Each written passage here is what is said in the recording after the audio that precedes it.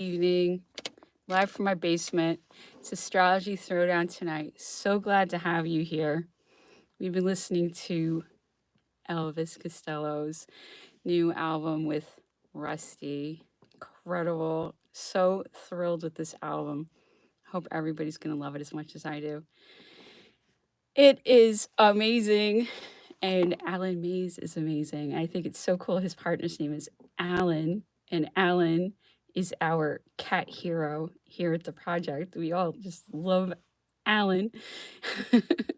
He's our truther journalist. He's our mascot. So I love that Elvis is singing with Alan. So great. And I love this Alan also. Alan Mays. He's incredible. What a great talent. So that's one of my favorite things about Elvis is that he digs up the worthwhile, the good things. He knows to dig them up. The dynasty that we have the grave misfortune of enduring right now. Boy, I hope those strings get cut.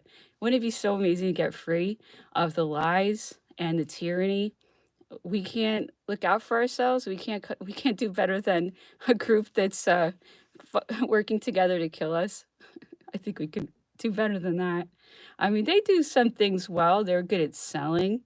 They're good at setting up strip malls. They're good at finding ways to trap people. You know, they're good at a lot of things.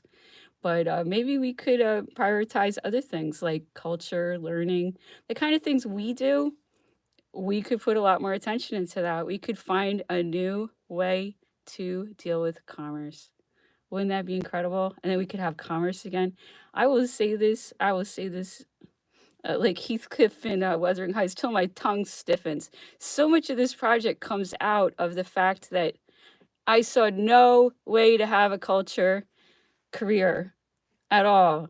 Uh, Anyone can see I do have a few skills, and I would try to be a screenwriter. I tried to be a book writer. I tried to be a this. I tried to do plays. I tried to do every single thing. I was a photographer. I mean, I can do things, and every time I was like, wow, this is some wall. Wow. Oh, look at all the people on the other side of that wall. Boy, they don't look like me, first of all. Number two, they come from a totally different atmosphere than I do. Wow, how come I can't be in there? I guess because I'm not one of them. That's interesting. And then just years and years and years. How come they get to do everything and there's nothing I can do to succeed under this system? And I'm supposedly live in the United States where we have opportunities, right? I was told that. And then I found out that I live in a fascist feudalism situation. And that's what the whole Matt Lauer situation was about, where I'll explain the Matt Lauer situation very briefly.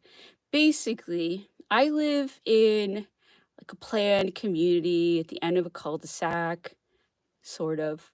And he lived in a giant horse farm estate uh, on the other side. And it's the only property between us and the road. So we're kind of stuck back here. And if we ever want to walk to that road, we used to be able to walk between these giant properties. And I've lived here my whole life. So we used to walk around, but one by one, we can't walk around anymore. And what can we do about it? They're rich and we're not. So they make the rules. So suck it, basically. And then for one freaking moment in my life, I had someone pulling that sort of thing in front of me who's on TV. The rich people and the bankers who live here, I can't do that to them. I could only do that to him because he's on television pretending to be a nice person. He's not he's not on television anymore pretending to be a nice person. But that was only an expression of the feudalism that I've been seeing in my life every decade. And then finally, I had the moment to do something because he's on television and he's such a, basically, I mean, that's the situation. And of course, we're never going to be able to walk to that street again because they live there and they don't care about our community. So they're rich and we're not. This whole thing is orchestrated. I don't blame whoever lives there now. I'm sorry to them too. I'm sorry to everybody. But I did not create this situation, as feudalism. Okay. And I used that as an opportunity to show people that yes, we live in feudalism on Long Island. How? Because we've got the rich guy who can do anything he wants, and he has no accountability. It's a culture of that. Okay, but I wish him and his family the best, and the disruptions that I caused, I am sorry about. But I don't regret bringing awareness to the feudalism that we endure, because we do endure feudalism, and that's not Matt Lauer's fault. He is a party to it, and and everybody got mad at him because he represents that privilege. And he felt that I was victimizing him. He was in the right and I was in the wrong. I really wanted everybody to see how uh there are very false ideas floating around. You see what I'm saying? And where are these false ideas coming from? And since the big publicity stunt of 2020, I'm glad I had been telling people that the famous people are up to something, and they're all working for somebody, and they're keeping secrets as a unit. And I'm so glad I told people that before 2020. And the people who were listening to me knew, oh, when they roll all the celebrities out and all the celebrities are telling the same story, watch out.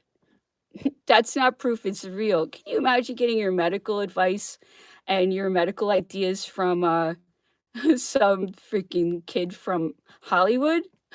That's illegal. It's literally illegal, because that kid from Hollywood has a lot of influence and no accountability, no knowledge. They don't know anything about what they're talking about except if they learned it. But if you have all of them saying, "Yep, yep, yep, we're all going to tell the same story right now," that's that's a sign that the bankers are up to something, okay? Because the bankers are the ones with the money. The bankers are the ones who have the money to run the media, okay? No one else does. Can you imagine? I run the media. Whoever owns the media, we now know the world's media is being owned because I've been blacklisted in the world's media. That means one person owns it. Who owns it? The richest person owns it. Who's the richest person? It's that banker in England. So it's so easy to know who owns the media, who owns the government. It's the richest person. That's why he has to be the richest person, so he can continue that claw-like grip on our nations, our institutions, our hospitals. See, that's scary. When you have people that want to kill us controlling the institutions, how can I go to the doctor now? I can't go to the doctor now. I can't. They're after me. What am I supposed to do? This is a really scary situation. So we really need to cut the strings. And the people who are involved in the medical field need to start standing up and saying, this is not true. You can't magically put a piece of cloth on your mouth and it does something. This is insane. And as long as the doctors go along with it and say, oh, well, what can we do? No, the doctors really need to say that this is BS. This is not anything scientific or real. It's unbelievable. Anyway, all I can do is fight as hard as I can, and I am looking to astrology as hopefully a way for us to gain a better consciousness. This is not about getting everybody into the occult or anything. This is representing energies, and these energies are in us. And if we don't figure out what's going on with us first, we can't move forward. And I'm trying to show in all of these ways that I have a really difficult chart, but I have lucky spots too. So I can focus on those lucky spots. And the lucky spots that I have are bizarre to me. What I have a propensity to do is not anything that I would think of to be. I keep showing my chart. My chart's all about this person in the seventh house, who's my partner, and my enemy. All I'm ever talking about is my twin flame and my enemy. That banker is my enemy. He's huge. He's huge in media. He's hugely rich. He's a very Scorpio type person because he is ruthlessly controlling the world for his own enrichment, an incredibly selfish, calculating, sneaky way. That's about as bad Scorpio as you can get. So you can really see in my seventh house of relationships, which is ruled by Libra. I'm an artist. Libra is connected to relations and creativity. And then I have the sun aligned with Mercury. So I'm somebody who really likes to talk and communicate. And I'm communicating about this partner and this enemy who's a Scorpio. And then I actually have harmonious aspects with this part of my chart. My chart is a nightmare in other places. But when it comes to this other person, I'm very lucky, and he's old. That's so interesting because it's trine Saturn. Saturn in a third house. Third house, it's communication. See, media again. Mercury's media. The sun is media. It's fame. Relations are the media. Libra, the seventh house. The third house, again, media. That's what's so interesting about astrology. It'll keep telling you that thing over and over again. Like, hey, see this. We really want you to get it. This is about thinking, communicating, media, and Saturn. Blocks. Old. Lessons. What's going on? A lot of lessons, a lot of blocks. I'm blocked. I can't move forward, but I'm teaching lessons about it. I'm talking about it. That's the third house. It's in Cancer. So, I'm always hearing Saturn in Cancer. That's not a good place for Saturn's energy to be because Cancer's so sensitive and emotional. So it creates a lot of discomfort for me. I really do feel it. But everything that I'm talking about is my story, my history, my origins, my past life. And eh, I don't talk about this that much, but prior to this lifetime, I really believe I don't know, but this is like, I've sensed this for a long time and it has come to me. I've seen it.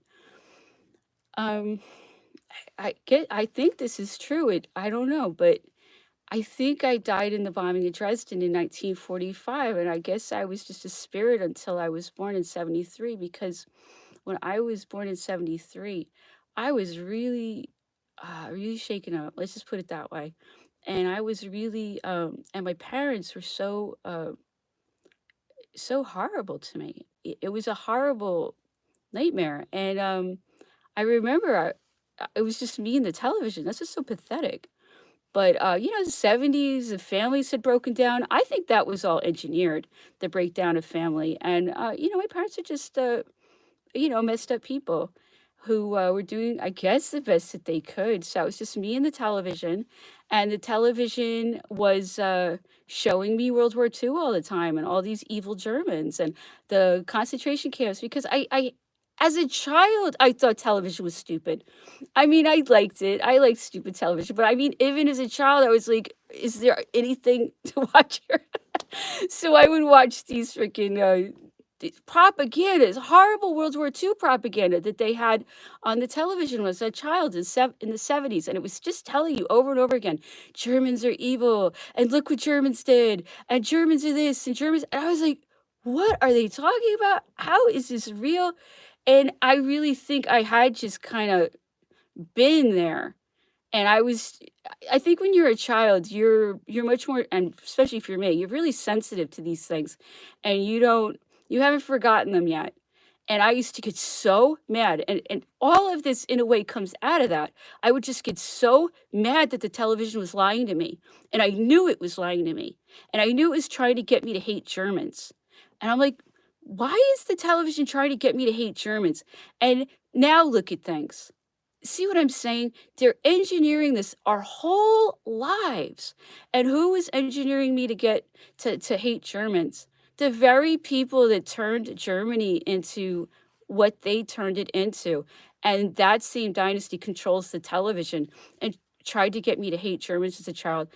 And then when I kind of had this pro-German feeling to my project, people were like, "Oh, how could anybody ever be pro-German?" That's how brainwashed people are, because that's Nazis. Well, the Nazis were a fake populist movement funded by Prescott Bush, and his son became the director of the CIA, and he became vice president for 8 years and president for 4 years, and his son, his grandson, Prescott's grandson, became president for 8 years with like no qualifications or any talent for it.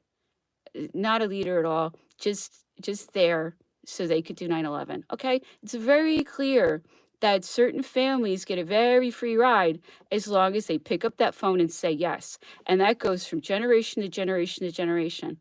And I can't prove that more. So this whole like, oh, Germans are Nazis. You know who the Nazis are?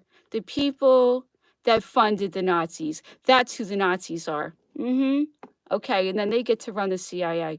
This is very obvious. I can show all of this stuff from every angle. That's why uh, they blacklisted me, or they turned my numbers off, or they can't deal with the facts. They're too irrefutable. And it's the same thing with Peter Duesberg, who exposed that AIDS racket they were running. Okay, Peter Duesberg, hero, also a great German. I believe he was born in Germany. He seems American to me. I don't know Peter Duesberg, but he does also seem like a great man who paid a very high price for telling the truth, because that was another genocide plot. Oh, but you'll never hear about it in the media. And you'll never hear about how that third building just fell into its own footprint on 9/11. You still won't hear about that because it's all a cover up, and it's being funded by the person who does these things. It's irrefutable. There's no way that this isn't the truth. Doesn't matter at this point what the truth is. What matters is that we cut the strings and we value ourselves, and we have all of the transits for that right now, because there's like a superstellium in Taurus. Why do I call it a superstellium? It's Uranus. That's revolution. Okay, so revolution in Taurus. Taurus is values and money. Okay, so right now the chart says it's time for a revolution in values and money. Okay, so we have that. That is support. It's harmonious. It's time. When you do something at the right time, it works. And that's why astrology is so amazing.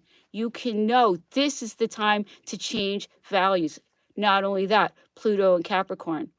It is time to redo the institutions. That's Pluto and Capricorn. Okay, and it will happen. It must happen. They're trying to reconfigure the institutions into a more favorable aspect to themselves. We need to make sure that Pluto and Capricorn favors us. We're fighting over this energy, and I have been fighting with them over this energy because I know very well that they had World War III in 2020 teed up. How do I know? Because I could follow the planets. If you looked at the astrology of 2020, that's when they penciled in World War III. And the whole time I was fighting them and fighting them and fighting them, saying, no, we can use that energy for us. Okay? And we have held them off to a degree, but we need to hold them off more. We need to fight harder. Yes, they have all the money, but we have other things. And we most certainly have the majority. If we could just shake people up to oh my goodness, turn the television off. The television is my number one enemy, my number two enemy, et cetera, et cetera, et cetera. TV is their best friend, but people love their TVs, unfortunately.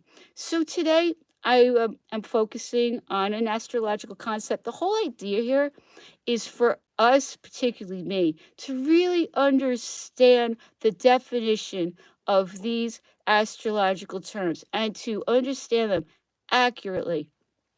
Because astrology is an art and it's based on people's opinions.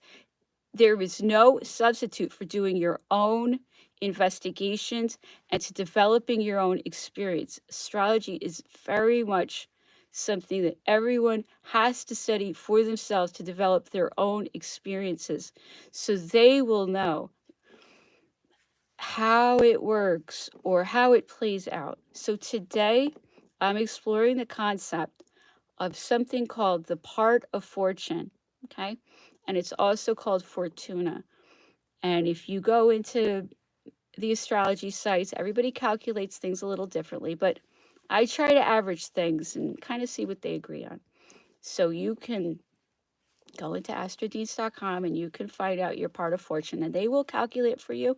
And there are other calculators. So you can find out where your part of fortune is. So what is a part of fortune? It's just a calculation. It's not any kind of asteroid or body. I wrote it down. It's on the astrology report today, all the information, the things that I'm talking about. Okay, it's the ascendant plus the moon minus the sun, something like that. It's there if you want to know, if you care. But most of us are just going to do the calculator and hope for the best. There's some kind of difference between day charts and night charts, and they're saying that they do it this one way. So we're just going to do it the way they do it and see if it works for us. Why not? Because look, they have to agree. They have to make sure things work for them. So we're starting from their perspective, and then we'll see if we agree or not. I think that there is a way to do this and really get somewhere with it and really prove some things. Because I know that the good astrologers are trying to prove through patterns this expresses itself this way. For example, I did hear this from the astrologer Liz Green.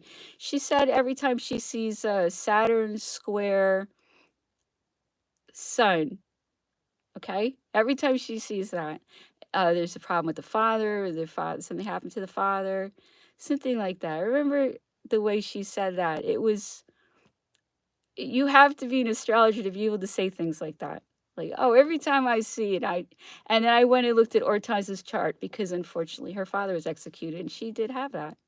So, as terrible as that is for her, it's incredible that a big astrologer can say that.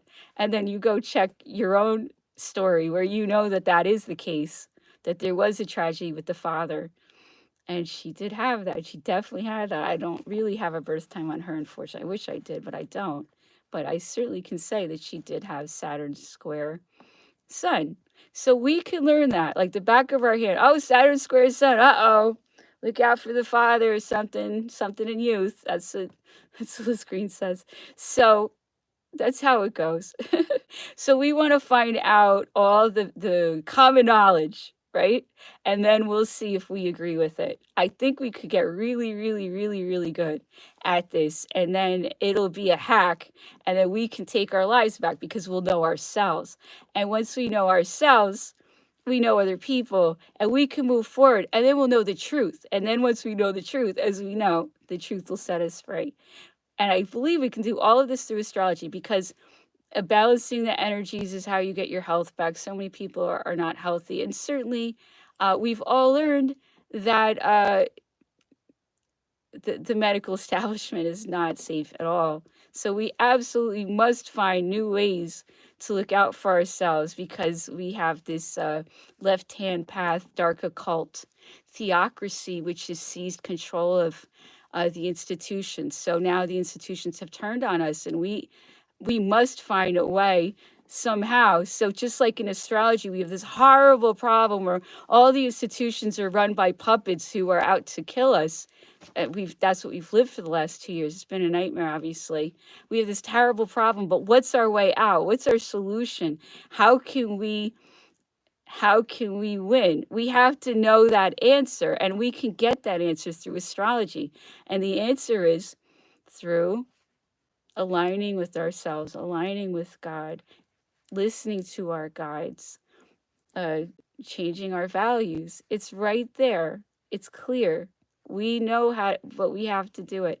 And I do pray, and God always says that to me. He says, people have to do it themselves. I know this reality isn't like we all thought it was going to be, but it is what it is. And we have to save ourselves and we have to save each other too. That's the best part is if we save each other, think about that. How great the world will be. We'll have all these new friends. We saved each other. Can you imagine how, what a wonderful, and then we have our musicians, some of our musicians are ready to join humanity. And I know they always wanted to be with humanity. I understand. It breaks my heart, this music business, deal with the devil situation with the secret societies. It's very obvious what's going on. I certainly don't understand the details or what, uh, how it expresses itself, but I see a lot of heart in the musicians, and I, join humanity, please. We would love to have you. We love you guys. We think you're incredible. We understand you're in a difficult situation. And we understand that we did benefit from your careers because you guys are geniuses, most of you. So come join us, please. Let's be humans together. Let's have a good life, and let's change our perceptions and stop having this, oh, the celebrities are over there behind a gate thing. Like, we can all be humans. We can we can. We can all be humans. That's the whole thing I keep saying about Matt Lauer. It's that Matt Lauer is so artificially elevated. That's if he had just been a cool guy who's like, yeah, I got this big farm. Of course you still walk around. I'm not some kind of jerk, right? I'm a human being. I'm just like you. No, he said, no, I'm better than you. I make the rules. I got these bakers behind me. Suck it. I said that twice today. Never said suck it once. Now I can't stop. That sounds interesting. Anyway, so let's go back to Fortuna. So Fortuna appears in our charts when we have an accurate birth time, which I do not have for Elvis. Unfortunately, I wish I did. I don't. So I can't calculate his parts Fortuna. And then part of fortune, Fortuna has a lot of names. Let's just call it Fortuna, I guess, part of fortune. Anyway, so it definitely goes by those two names and the third one too. So it has three names, but Fortuna, whatever. Anyway, so I can't calculate his Fortuna.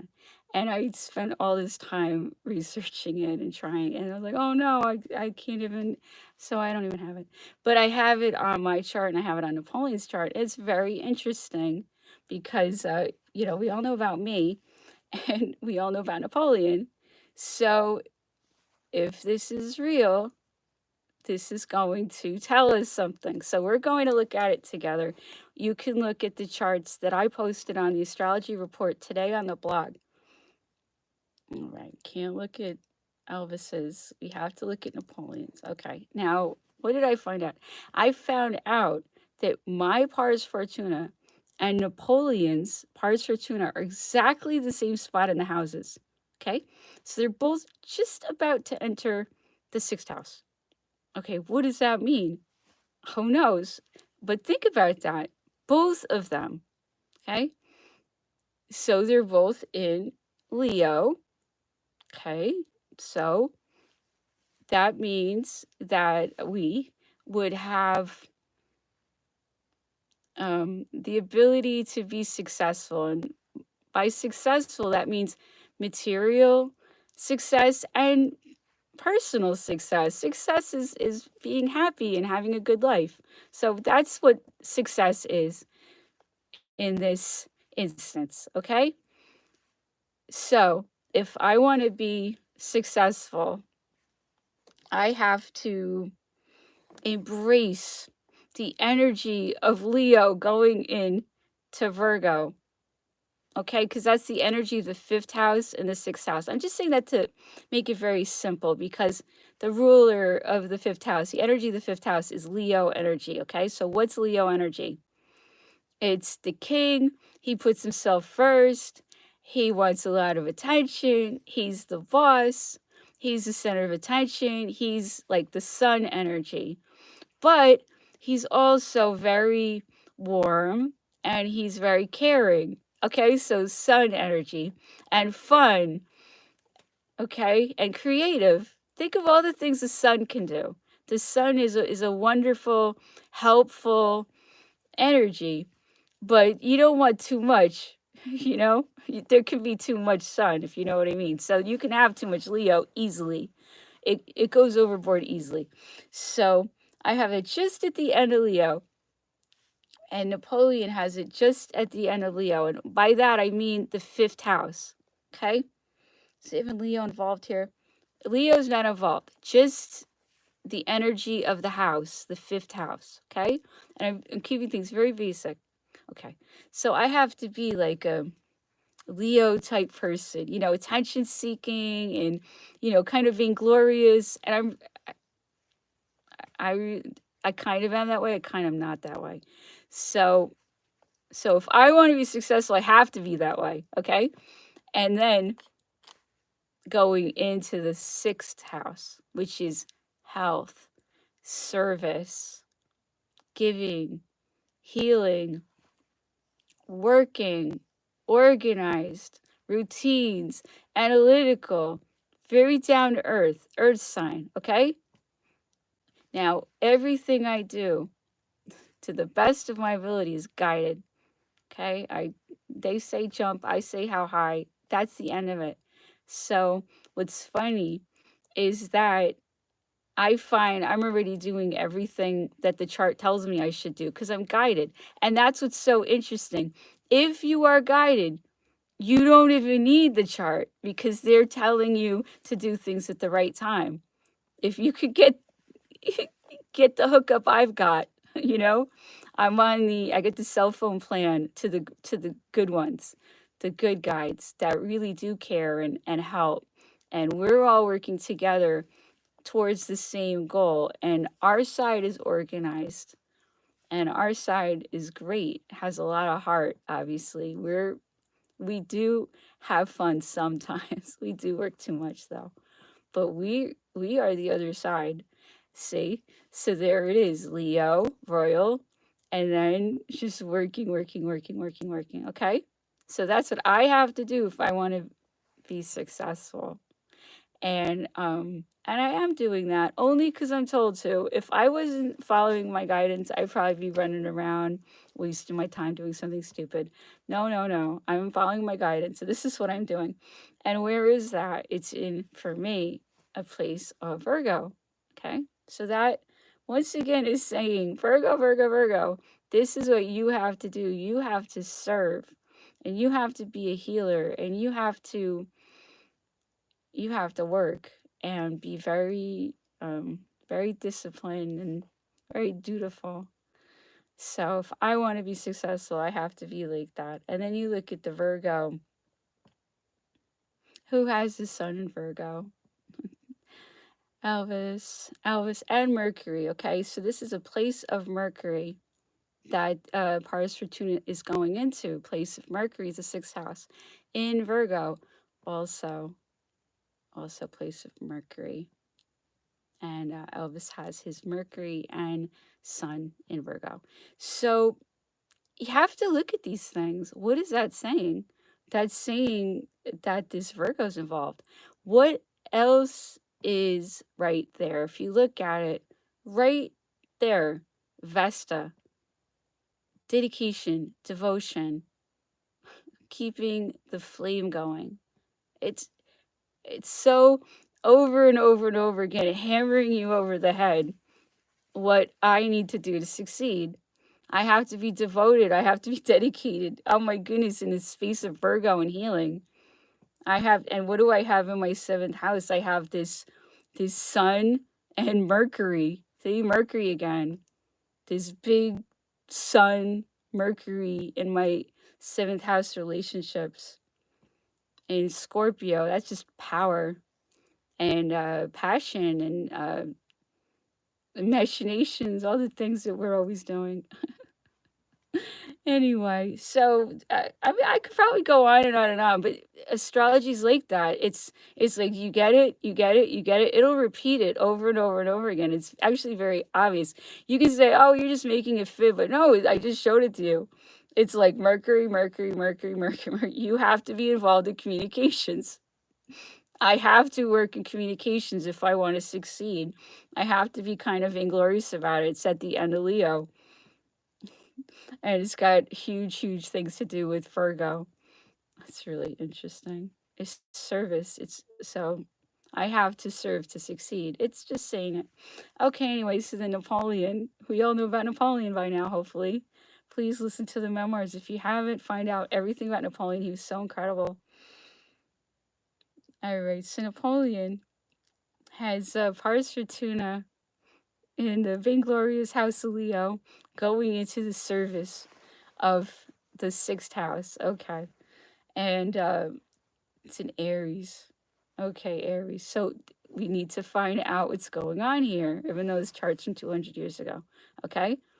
So what else? What else do we have to know? We know he has to be like a king, and we know he also has to be a servant. That's what the spot means. Well, he most certainly was a king and a servant. He worked all the time. And it's in Aries. Oh, okay. How did he get that success? Through war. War is Aries. Okay, then we have to look at the Mars to find out what else does he have to do to be successful. Okay, where's Mars? Mars is in the 10th house of careers. His career is going to be Mars. That's what he has to do to succeed. He has to be a Mars for his career. And what constellation? Virgo. It's Virgo again. He has to be a servant. He was a servant. He really was. He was. This is very interesting. Anyway, so they're telling you how he has to express those energies if he's going to succeed. Unfortunately, he had a reversal fortune, but he was very successful, certainly. And you can see the reversal of fortune in the chart because he has an afflicted Pluto in the second house in Capricorn. That's about as reversal of fortune as you can get. And it's opposite Venus, who's done in by love. It's marriage to Marie Louise in Cancer. Okay, Venus in Cancer is afflicting his Pluto in Capricorn in the second house. That's a reversal of fortune. I hope I can make that clear. Pluto is transformation. Okay, there's your death, birth, there's the change, and then the second house is money, and he has that in Capricorn. Okay, Capricorn's like banking institutions. That's Pluto. Capricorn is like the downfall of an empire. That's why this is our time to bring this empire down. They're trying to escalate the empire to make it even more oppressive in their favor. They're trying to use the astrology in their favor. And I'm trying to use the astrology in our favor. Pluto and Capricorn favors us. The universe wants balance. The universe does not want one person to own everything and then to kill everybody with that power. Okay, that's not balanced. Okay. And Libra, there's all this Libra going on. Okay. Libra is about balance. Balance will be restored. Okay. I've been trying to get everybody on my side because we all have to agree that balance must be restored. I'm not asking for the world to be a perfect place. I'm asking for there to be some honesty and some fairness. Okay. Please, everybody, can we agree to be good and do the right thing? That would be incredible. We have amazing transits for this because it's revolution in Taurus. Uranus is transiting Taurus. Taurus is values. Okay? We can do this. We can become better people and then we'll be happier. And that's what everybody wants, no matter how. I have been around rich people a whole lot, and a lot of them are not happy. I know it's a cliche, but so many places I'd rather be than around unhappy rich people. Okay? It's money does not mean a thing if you're not happy. Okay? So happiness comes way first. And those of us who are so rich and owned by the bankers, that can change. It could be better. Being owned by the bankers is the most horrible thing in the world. You don't have to be owned by the bankers. We could be free people. We could set each other free, but we have to set each other free. Please, my people. Please, my people. Wouldn't that be great? And then we could have fun and see concerts and do cultural things. Wouldn't that be incredible? Okay, so here's a letter from Napoleon to Josephine. You can just see another one of these letters while he's waiting for her to come back from the water resort and he's at Malmaison. It's kind of cute to just see the way Napoleon writes letters before everything turned horrible. These are like the kind of light early years. I have received your letter of 10 Messidor. You say nothing of your health or the effect of the bath. I note that you were expecting to be back within 8 days. That gives great pleasure to your lover, who is tired of being alone. You should, before leaving, have seen General Ney, who is leaving for Plombier. He's going to be married on his return. Yesterday, Hortense played Rosine in The Barber of Seville with her usual intelligence. I beg you to believe that I love you and am very impatient to see you again. Everything is sad here without you, Bonaparte. There you go. Think about Napoleon is he was not a loner. I am a loner, but Napoleon was not a loner. And that's a huge difference between me and him. It's very interesting because you can see that he's like, he has to have a wife. And when I say a wife, I mean a wife, okay? Napoleon had to have someone. That is a defining quality of Napoleon. I mean, he was just, if it was female, that's Napoleon. So, yeah. Anyway, that's like the biggest grievance between me and my other half is this thing. It's really interesting. There's no way around it. Anyway, let's continue. 7. The first time ever I saw your face. The first time ever I saw your face is an art song masquerading as a folk song.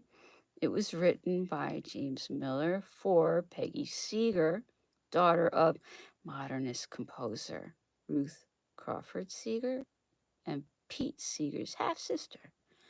Miller was born in Salford, the dirty old town of which he later wrote a song that sometime later I helped cheerfully butcher of all of the carelessly accumulated sentimentalities that I doubt he ever intended. The Pogues, like the Dubliners before them, took care of that, and I was in the producer's chair as a witness. James Miller had been a member of the Red Megaphones troupe. He had been married twice, first to the great theater director Joan Littlewood, and then to Jean Newlove before his musical partnership and marriage to Peggy. He had been of interest to MI5 and the Special Branch for his songs, and his communist allegiances had seen him banished from the BBC airwaves. By 1969, he was a grand old man, as it comes to anyone who does not entirely disgrace himself. He sat under the assumed name of Ewan McCall on a straight-backed chair in a church crypt beneath the hanging lamp that gave the club its name. He was supporting his head on the crutch of his palm, as if it were too weary to support itself. The first time ever he saw my face, Ewan McCall promptly fell asleep. I was not yet 15 years old. I was a floor singer, stumbling through my first public performance with an out-of-tune guitar. The song was the first I had written. It was called Winter and in the cheery key of E minor. The first time I looked up, I saw the star of the evening in repose. I can't recall if my hands continued to plow through the simple chord progression, but the slumbering firebrand did little for my confidence. So it was, for those first tentative occasions, that I ventured before in a different crowd. The church crypt was a good place to fail quietly. I saw a lot of different singers and musicians in that vault. The one that I most wanted to hear was the Welsh ragtime guitar wizard, John James. Draft Porridge featured Elton John's future guitar player, Davy Johnstone, who provided accompaniment for the rousing vocals and tall tales of the Kerryman, Noel Murphy. Somebody once told me that Murphy later accidentally swallowed broken glass, but he was so tough that he lived to sing again. Then there was the dastardly brain behind Tubular Bells, Mike Oldfield, who was a prodigious teenager then, played guitar for his sister Sally in a duo called the Sally Angie, who performed songs with titles such as Love and Ice Crystals. I had my own problems with attempted poetics, but needed to achieve rather more fluency in music if I was ever going to venture into the spotlight to sing again. I had already had a Spanish guitar. So much packed into everything always. Wow. Okay, well, have a great evening. Thank you so much